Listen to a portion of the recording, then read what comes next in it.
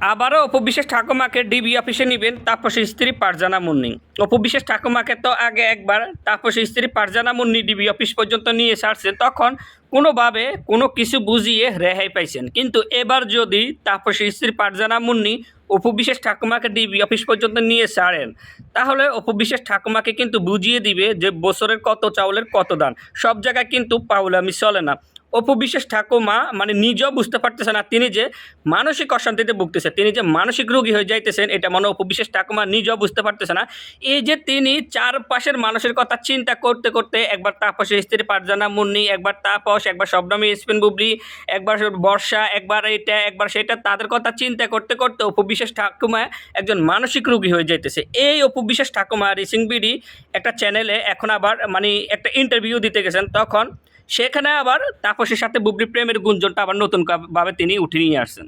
মানে ওনার মনে আর কোনো কাজ নাই, তিনি এক এক জায়গায় এক এক ধরনের কথা না বললে ওনার পেটের ভাত হজম হয় না। তিনি বলতেছেন যে তাপসের স্ত্রী ফারজানা মুন্নি নাকি তাকে উক্তি করে ফোন দিয়েছেন, কিন্তু ফারজানা মুন্নি বলছে অপু বিশ্বাস ঠাকুমা তাকে রাত্রে 3টা বাজে ফোন দিছে, আর অপু বিশ্বাস ঠাকুমা এখন বলতেছে ফারজানা মুন্নি তাকে দিনে 3টা বাজে ফোন দিছে বিকেলবেলা। তাহলে কার কথা আমরা বিশ্বাস করব? অপু বিশ্বাস ঠাকুমার কথা তো বিশ্বাস করা যায় না, কারণ অপু বিশ্বাস ঠাকুমা এক একবার এক এক জায়গায় কথা বলে, তাছাড়া বেশিরভাগ কথাই কিন্তু মিথ্যা কথা বলে। সেজন্য অপু বিশ্বাস ঠাকুমার কথা আমরা কোনোভাবেই বিশ্বাস করতে পারতেছি না। এখন আবার তিনি বাথরুমের বিষয়টা বলতেছে, আরে মহিলার আসলে এই মহিলার মনে কোনো কাজ নাই, এখন আবার তিনি বাথরুমের বিষয়টা বলতেছে। দেখেন মানে বুবলিকে তিনি ছোট করে রাখার জন্য বারবার তিনি একই কথা মিডিয়ার সামনে প্রকাশ করতেছে।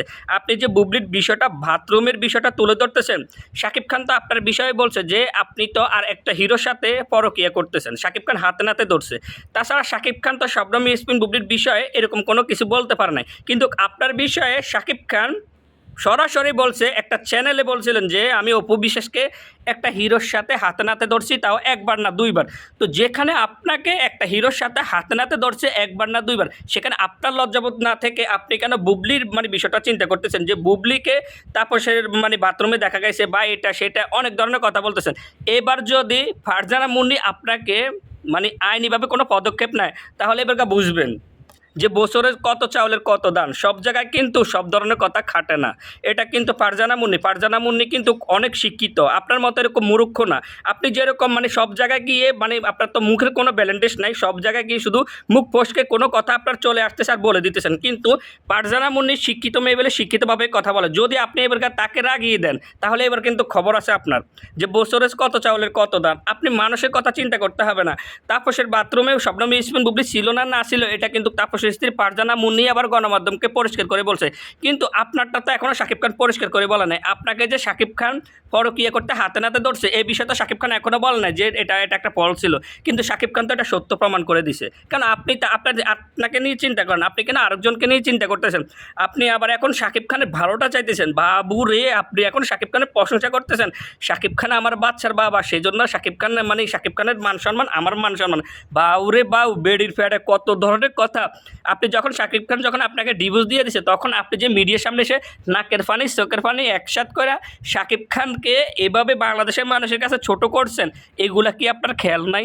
মাসি, আপনার কি এগুলা খেয়াল নাই? আপনি এখন বলতেছেন শাকিব খানের মান সম্মান আমার মান সম্মান, শাকিব খান হচ্ছেন আমার সন্তানের বাবা। বাউরে বাউ, আপনার কথা শুনলে মানুষের মানে পেটের ভাত হজম এমনিতেই হয়ে যাবে। মানে ভাত আর মানুষের রেস্ট করে হজম করতে হবে না, এমনি থেকে পেটের ভাত হজম হয়ে যাবে। আপনি এগুলা ছেড়ে দিয়ে আরও ভালো হয়ে যান।